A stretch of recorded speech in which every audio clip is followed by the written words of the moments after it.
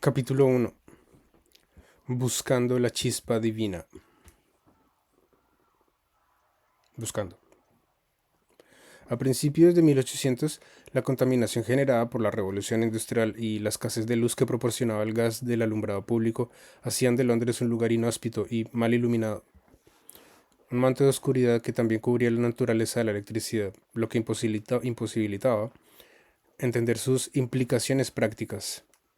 Sin embargo, una humilde familia estaba criando a un niño que muy pronto empezaría a fascinarse tanto por los fenómenos eléctricos como los magnéticos. Cuando Michael Faraday nació, el mundo era un lugar doblemente oscuro. Lo era por la escasez de fuentes de luz artificial y también porque el planeta Tierra se cubrió de un manto de ceniza debido a la erupción de un remoto volcán. Su lugar de nacimiento, Newington, en Inglaterra, también era un lugar particularmente contaminado por las emisiones de humo de las máquinas de la revolución industrial, que apartaba paulatinamente a los trabajadores del ámbito rural y los condenaba a largas jornadas laborales en las que difícilmente uno podía descollar social o intelectualmente. Faraday, sin embargo, consiguió escapar de esta dinámica en el último instante, labrándose finalmente una de las más brillantes carreras científicas del siglo XIX. Parte del mérito hay que atribuírselo al hecho de haber conseguido un trabajo remunerado, encuadernar libros. En aquella época leer libros era una actividad ociosa muy cara, pero Faraday tenía acceso a todos los que él mismo encuadernaba, libros que acabó leyendo con la misma disposición del orfebre examinando el resultado de su obra. La otra parte del mérito probablemente hay que atribuírselo al particular credo religioso que profesaba Faraday, el de los sandemanianos, una secta cristiana minoritaria y muy severa que interpretaba las sagradas escrituras de forma literal. La oscuridad de una vela.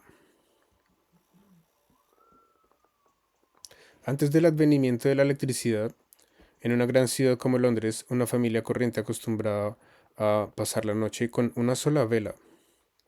Frente a esta imagen, un tanto romántica, cabe recordar que la luz que proporciona una vela es una centésima parte de la luz que genera una bombilla de 100 vatios. Y, además, las velas tenían una vida útil efímera. Las clases más pudientes tenían otras alternativas, como las lámparas de gas, pero estas eran muy caras, precisaban de un continuo mantenimiento y eran particularmente mugrientas, hasta el punto de que ensuciaban la ropa y provocaban algunos problemas de salud.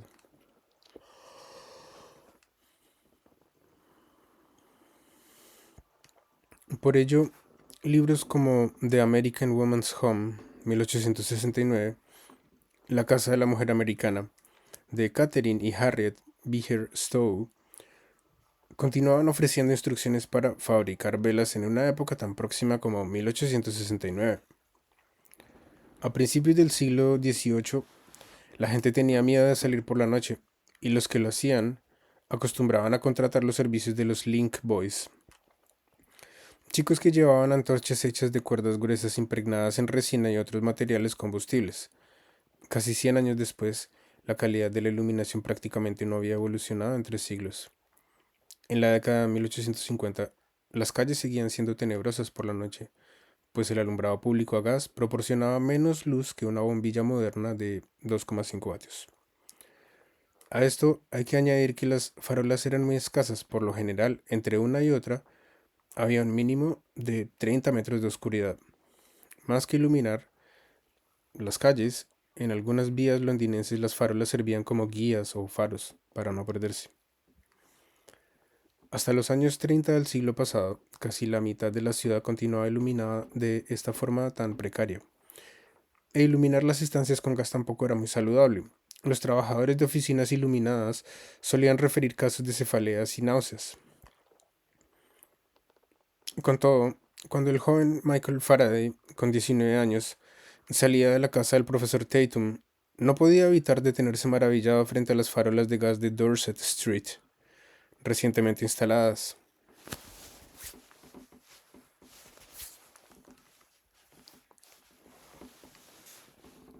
Las farolas hicieron que caminar por las calles iluminadas fuese un poco más seguro y de hecho las tasas de delincuencia se redujeron. Sin embargo, Aún se necesitaba más luz para vencer a la oscuridad. Faraday acudía a las clases de Tatum, ya que no podía permitirse asistir a la universidad porque su familia era humilde, pero su mente albergaba el anhelo de aprender todo cuanto pudiera, acaso, sin saberlo aún, para permitir que algún día la luz bañara las calles más sombrías. Esta oscuridad que todavía reinaba en Londres fue particularmente intensa a partir de 1815, cuando Tambora, un volcán de una remota isla indonesia llamada Sumbawa, entró en erupción, la mayor de los últimos 10.000 años, el equivalente a la explosión simultánea de 60.000 bombas atómicas como la de Hiroshima. Unas 150 millones de toneladas de partículas de polvo fueron eyectadas al cielo y, a causa del viento, dieron varias vueltas al mundo, cubriendo toda la atmósfera terrestre. El cielo de ciudades tan alejadas del volcán como Londres o París se oscureció, y la temperatura global descendió varios grados, hasta el punto de que el Támesis se congeló. Este ambiente con ribetes apocalípticos incluso influyó en el desarrollo del romanticismo, inspirando, por ejemplo, al poeta Lord Byron de la época 1788 a 1824, cuya hija, Ada Lovelace, acabaría especialmente interesada en las teorías de Michael Faraday. A escribir en 1816 su poema de 82 versos Darkness, Oscuridad. Yo tuve un sueño, que no era un sueño. El luminoso sol se había extinguido y las estrellas vagaban a oscuras en el espacio eterno, sin luz y sin rumbo. La helada tierra oscilaba ciega y negra en el cielo sin luna. Llegó el alba y se fue, y llegó de nuevo sin traer el día. Aquel tenebroso verano de 1816 también inspiró a escritores como Mary Shelley para concebir el personaje literario del monstruo de Frankenstein. Y artistas como William Turner pintaron sus lienzos compuestas de sol de colores crepusculares que ahora sabemos que representaban la realidad del cielo londinense. Las consecuencias de la erupción del Tambora. La enorme cantidad de fragmentos de material volcánico que eyectó el Tambora originó la formación de islas vecinas de lava, ceniza y piedra pómez, pero las partículas más finas de polvo fueron escupidas a alturas superiores a los 15 kilómetros, algunas de ellas llegando incluso a la estratosfera, lugar desde el cual partieron en un lento pero inexorable viaje a las regiones más remotas del planeta. A merced de los vientos del este, que son más comunes a grandes altitudes, los restos de la destrucción del Tambora dieron varias vueltas a la Tierra. La expansión de estos restos volcánicos cubrió la atmósfera hasta tal punto que se ha encontrado un estrato de polvo del Tambora en las nieves de Groenlandia y también en la meseta helada de la Antártida. Un hecho increíble. En solo unos meses, lugares como Inglaterra o España fueron visitados por los restos del Tambora, y los cielos se oscurecieron a causa de ellos. El hecho resultó de todo punto inverosímil para la gente, que ignoraba dónde estaba el Tambora o que una erupción fuese capaz de oscurecer todo el cielo del mundo. En España, por ejemplo, el descenso de temperaturas debido al manto de partículas que no permitía el paso del sol tuvo un efecto considerablemente negativo en la agricultura. Muchas cosechas no llegaron a madurar esa temporada, o si lo hicieron, fue de forma muy escasa y tardía. Naturalmente, dejando de lado los meses de oscuridad producidos por el volcán, la falta de luz también comportaba falta de calor, especialmente si contamos que en aquella época el planeta era un lugar más frío que en la actualidad. Las chimeneas no son muy eficientes proporcionando calor a estas, o sea, como a estancias grandes. Hasta Thomas Jefferson contó en una ocasión que tuvo que dejar de escribir en su casa porque se le había congelado la tinta en el tintero. En los gélidos inviernos de gran parte de América del Norte, en un año no tan lejano como 1866, un cronista llamado George Templeton anotó en su diario que con 2 hornos y todas las chimeneas funcionando, la temperatura de su casa en Boston apenas superaba los 3 grados. Nadie había pensado aún en la electricidad. Si bien era un tema fascinante en la época, nadie era capaz de entender sus implicaciones prácticas. Por ejemplo, Luigi Galvani había demostrado que la electricidad contraía los músculos de una rana muerta, empleando unas sencillas baterías, lo que le llevó a la conclusión de que la electricidad era la fuente de toda existencia animada. Su sobrino, Giovanni Aldini, estrenó un espectáculo que consistía en animar los cuerpos de asesinos recién ejecutados o las cabezas de los guillotinados con este sistema.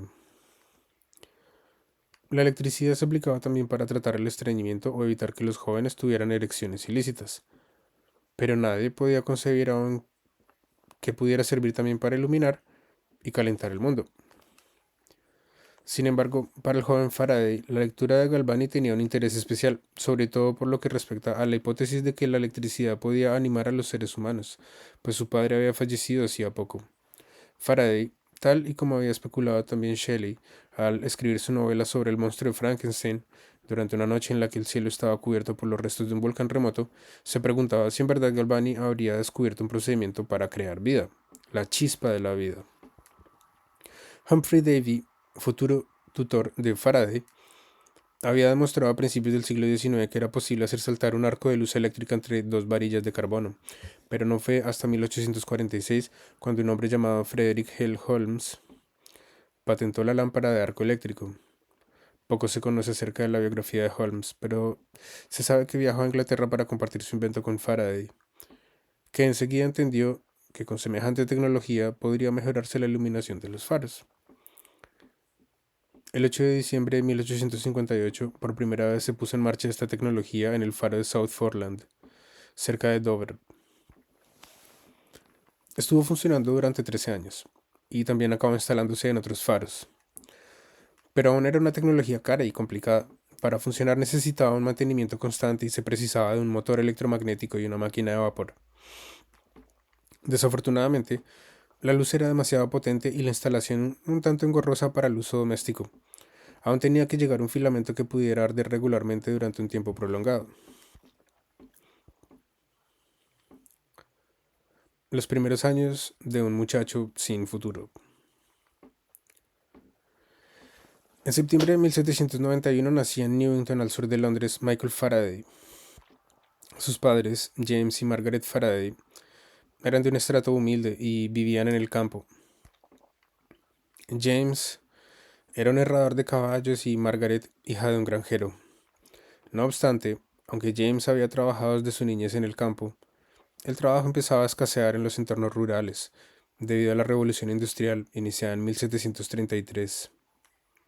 Primero fueron los trabajadores textiles los que descubrieron que unos ingenios impulsados por vapor les arrebataban los puestos de trabajo.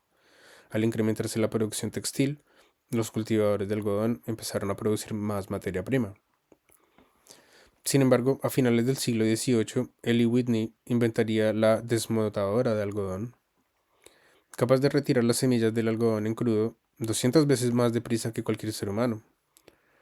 De modo que también los cultivadores, así como otro tipo de trabajadores, se encontraron sujetos a la explotación o fueron despedidos por sus patrones,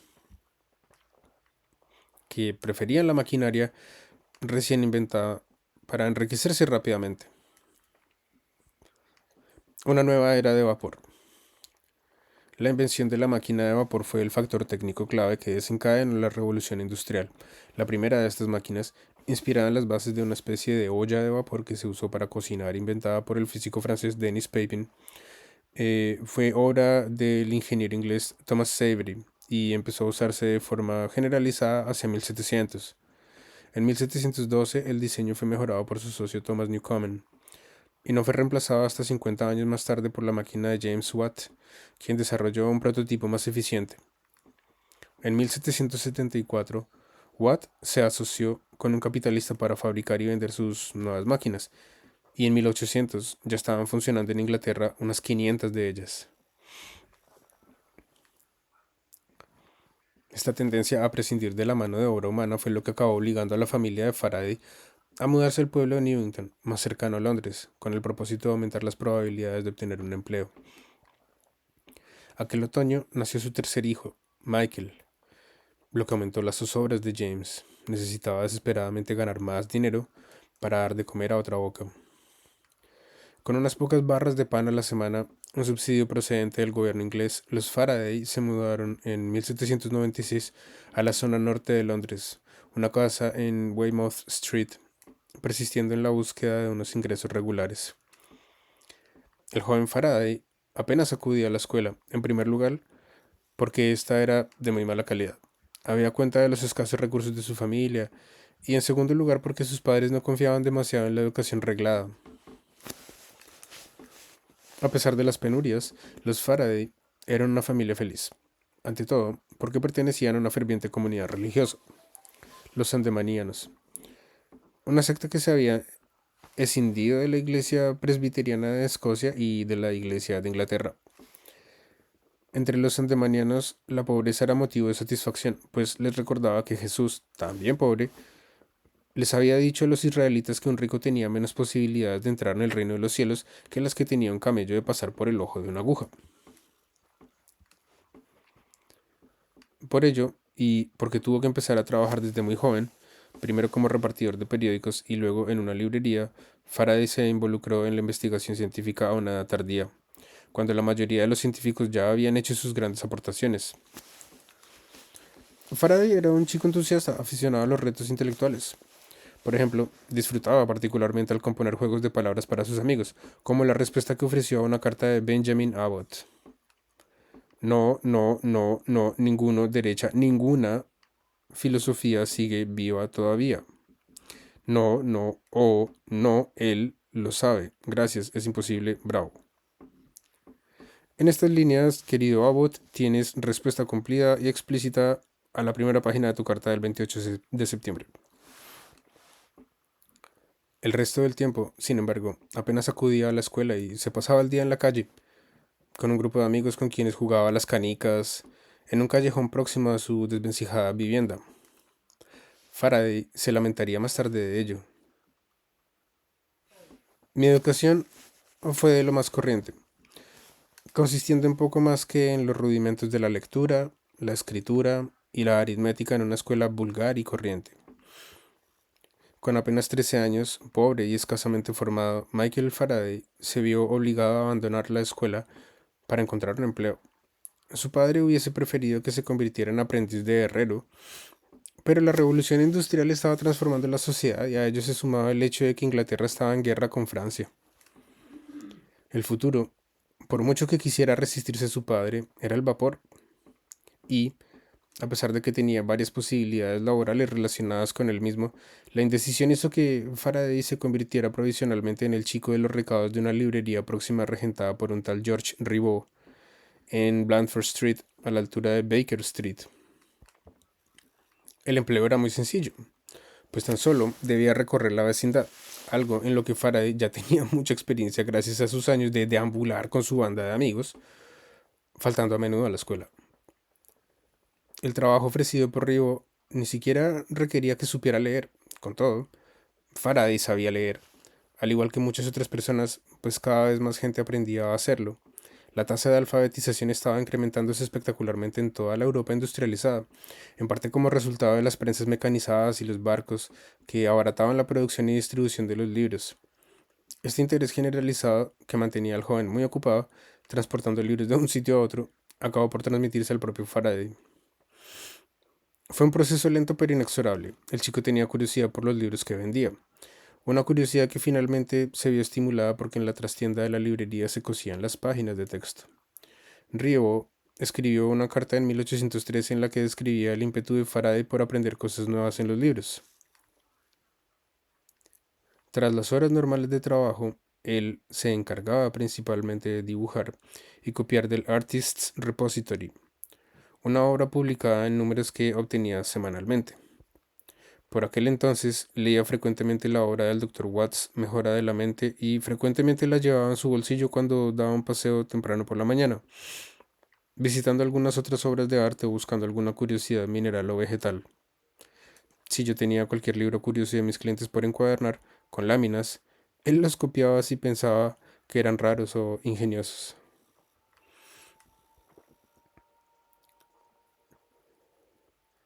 La chispa inspiradora del humilde autodidacta. En 1805, Faraday tomó la decisión de convertirse en aprendiz de encuadernador en la trastienda de la librería de Ribot. Nunca había pisado una biblioteca, pero ahora se hallaba en una especie de biblioteca a medio hacer, donde él mismo participaba en el proceso de fabricación de los volúmenes.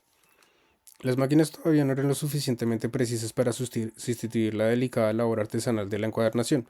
Las páginas se cosían, se guillotinaban y se fijaban en una cubierta de cuera hecha a mano, lo cual constituyó otra casualidad que, por muy poco, hubiese apartado a Faraday de la oportunidad de zambullirse en los libros que manipulaba. Tenía ya 14 años, e intrigado por el contenido de los libros que estaba encuadernando, tuvo la oportunidad de leer algunos artículos científicos, desarrollando un ávido interés por la ciencia. Para el joven Faraday, leer esos libros formaba parte de su trabajo de encuadernador, como el artesano contempla el resultado final de su trabajo. Al principio, la lectura se le antojaba una actividad farragosa, pero su tenacidad le ayudó a superar tales obstáculos y en pocos meses empezó a compensar todos los años que había dejado de asistir a la escuela pública. Cosiendo la última edición de la Enciclopedia Británica, Faraday leyó una entrada sobre la electricidad en la página 127.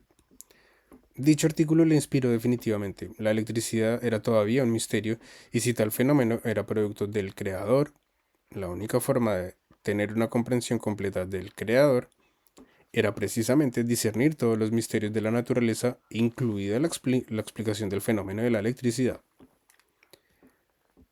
Tener a su disposición tamaña colección de libros dirigidos fundamentalmente a las clases altas de la sociedad inglesa fue su primera chispa inspiradora. Durante 15 años de lecturas, y a pesar de que apenas tenía conocimientos matemáticos e ignoraba el cálculo diferencial, Faraday empezó a llevar a cabo sus primeros experimentos. Sus lagunas académicas fueron sustituidas por una asombrosa habilidad para trazar gráficos y diseñar experimentos. Y es que, ante todo, Faraday fue más un experimentador que un teórico. La página que inspiró a Faraday. Al leer la entrada Electricidad de la Enciclopedia Británica, escrita por James Tyler, Faraday se vio impelido a clarificar la controversia que allí se refería.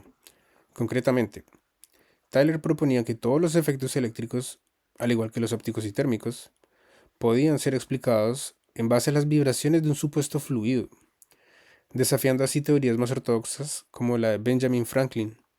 Los cuerpos en estado normal poseen un fluido eléctrico y su electricidad positiva o negativa determina un aumento o disminución de esa cantidad de fluido. O Robert Seymour. Existen dos clases de electricidad o de fluidos, la positiva y la negativa, y todo cuerpo la posee en cantidades iguales. Para verificar estos fenómenos, Faraday, en la trastienda del establecimiento de Rievaulx, se construyó un pequeño generador eléctrico empleando como material unas botellas usadas y madera. Esta máquina eléctrica de fricción aún se conserva en el Royal Institution de Londres como un ejemplo paradigmático del que acabaría siendo el más grande experimentador de la época.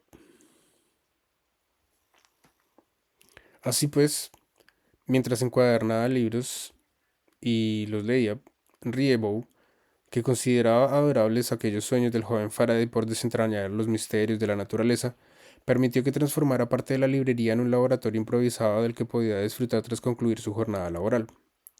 Era un laboratorio muy rudimentario, pero tras empezar a llevar a cabo sus primeros experimentos, inspirado por las lecturas de los libros que encuadernaba, Faraday empezó a sentirse como un auténtico científico. Incluso ya entonces logró construir un generador electrostático, un dispositivo manual que creaba chispas de electricidad estática. La sede de la Royal Institution quedaba muy cerca de la librería de Rievaulx. Allí era donde ofrecía conferencias públicas el famoso químico y director de la institución, Humphrey Davy, que había sido convirtiendo poco a poco en el héroe intelectual del joven. Pero Faraday era tan pobre que no podía permitirse adquirir entradas para dichas conferencias. En aquella época, convertirse en científico era análogo a convertirse en príncipe, pues la ciencia era sumamente elitista y todavía no era una profesión remunerada, lo cual implicaba que los únicos que podían dedicarse a ella eran las gentes bien educadas y adineradas, la antítesis de Faraday.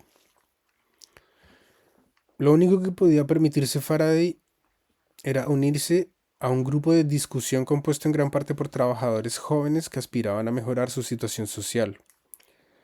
Los miércoles a las 8 de la noche, Faraday también acudía a casa de un maestro de ciencia llamado John Tatum por un chelín a la semana. En aquellas reuniones, Tatum o alguno de los asistentes ofrecía una charla sobre un asunto de su propia elección. Un día le llegó el turno a Faraday, que disertó acerca de la electricidad. Fue la primera vez que el joven aspirante científico recibió una entusiasta felicitación por su labor. Faraday se sentía exultante en el terreno profesional, pero no tanto en el familiar, pues su padre se encontraba gravemente enfermo, lo cual había obligado a la familia a mudarse a un piso mejor situado, más cerca del centro de la ciudad. A pesar de todo, James falleció a los pocos meses, cuando su hijo contaba solo con 19 años. La Royal Institution, cuna de la ciencia británica. La Royal Institution of Great Britain fue una elitista institución de carácter privado, un olimpo científico que aún no se había modernizado y solo daba cabida a los científicos que procedían de un estrato social elevado.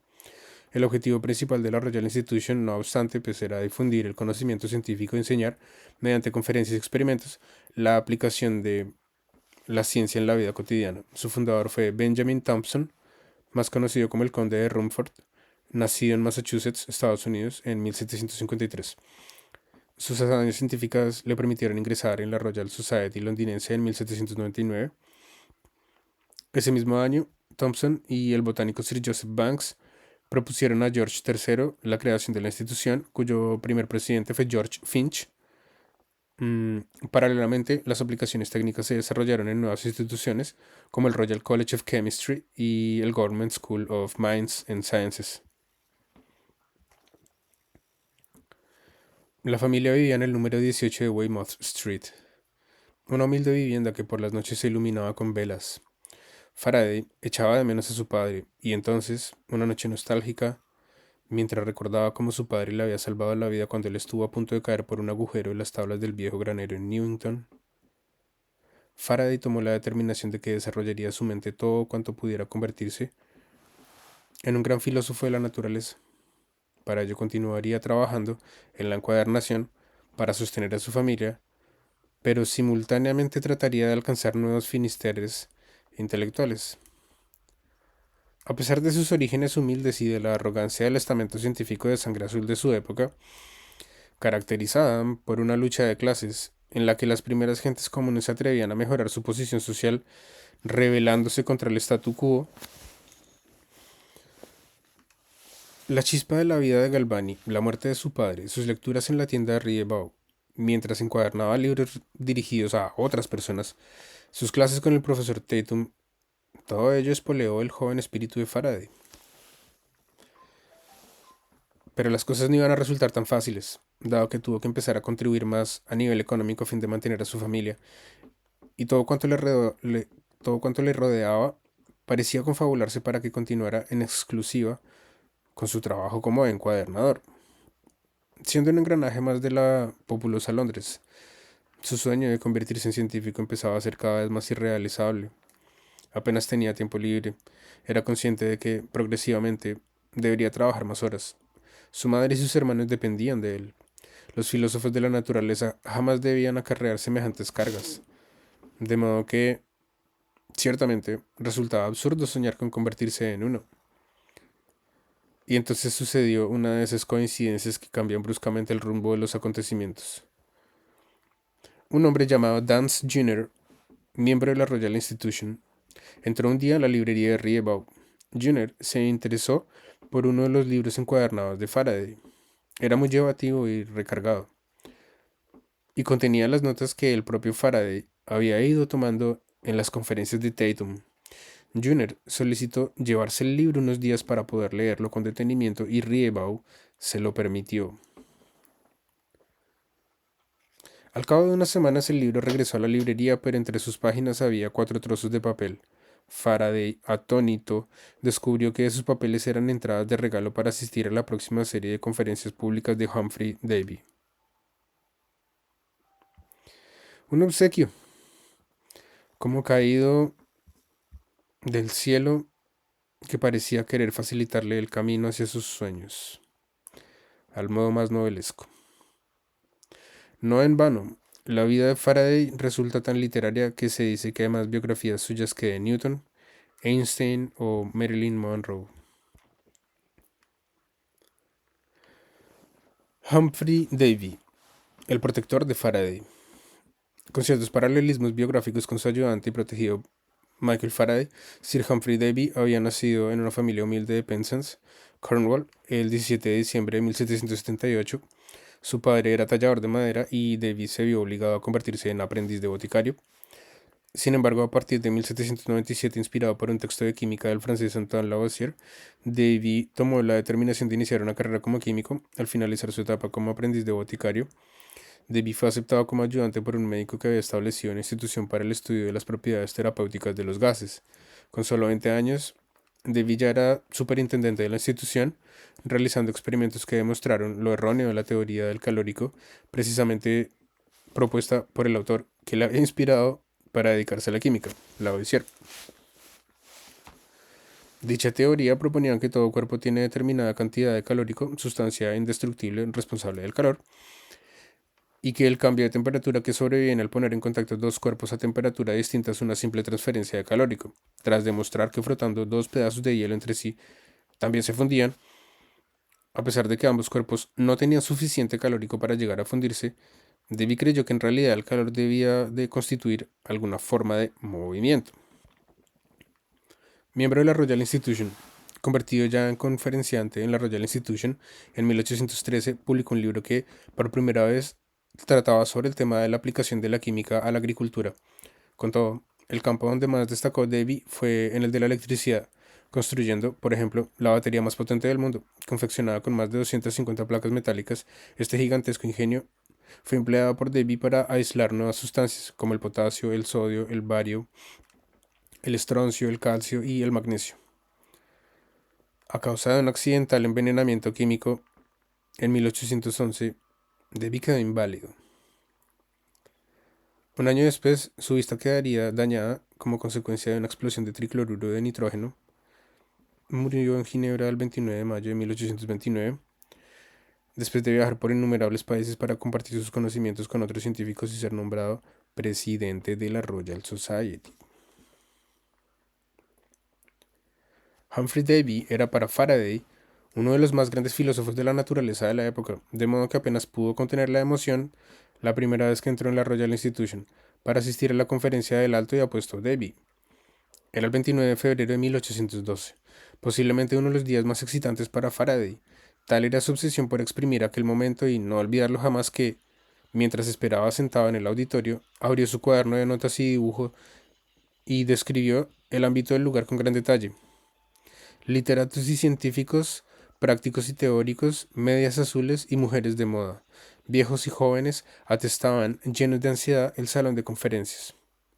Las medias azules a las que se refiere Faraday eran las mujeres pertenecientes a la Blue Stocking Society, una asociación intelectual que celebraba sus reuniones en casa de Elizabeth Montagu, una conocida dama de la época, o de otros miembros de su círculo íntimo.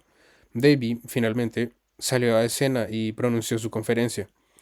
Como siempre, brillante y carismática, mientras el auditorio permanecía en completo silencio, particularmente Faraday, que no perdió detalle de las palabras de su héroe. En total, a lo largo de aquella conferencia, Faraday escribió 96 páginas de notas e ilustraciones, la mayoría de ellas dedicadas a la exposición de Davy.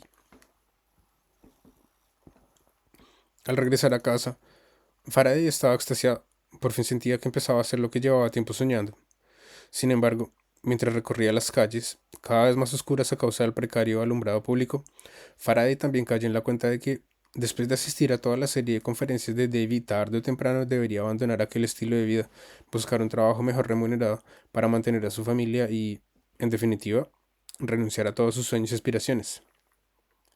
Pero no era tarde para llamar la atención de Davy de algún modo, y así aprovechar su posición privilegiada en aquel entorno, aunque no sabía cómo un humilde encuadernador iba a poder conseguirlo. Durante los siguientes meses, después de asistir a las 3 conferencias restantes de Davy, se le ocurrió una idea. Copió sus apuntes de las conferencias y los encuadernó en un libro de tapas exquisitas que entregó a modo de obsequio a Davy. Faraday pretendía así causar la misma sensación que tiempo atrás había empujado a Dance Jr. a proporcionarle las invitaciones para las conferencias de Davy. Agotando su última posibilidad, Faraday envió a Davy una solicitud de empleo junto al libro primorosamente encuadernado a sus conferencias, a la espera de que le fascinara, tal y como lo había hecho con Junior. Faraday había pasado las notas a limpio, las había ilustrado a color y se había esmerado en su encuadernación, obteniendo un volumen de nada menos que 386 páginas. A pesar de que Davy retrasó sus conferencias futuras en parte porque había sido nombrado caballero por la reina y también porque había contraído matrimonio con una viuda rica, lo que a la postre significó un viaje de novios por Escocia hasta finales de año, Faraday esperó pacientemente la respuesta de Davy a su obsequio. Se trataba de la última oportunidad que le quedaba para abandonar su trabajo y luchar por su sueño.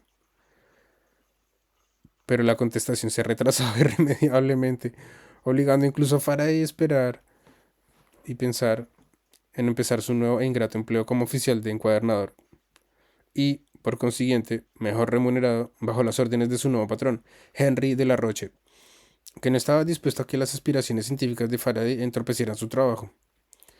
El 24 de diciembre, finalmente, un lacayo elegantemente ataviado compareció en el 18 de Weymouth Street, llamó a la puerta y entregó a Faraday una nota del mismísimo rector de la Royal Institution, Humphrey Davy.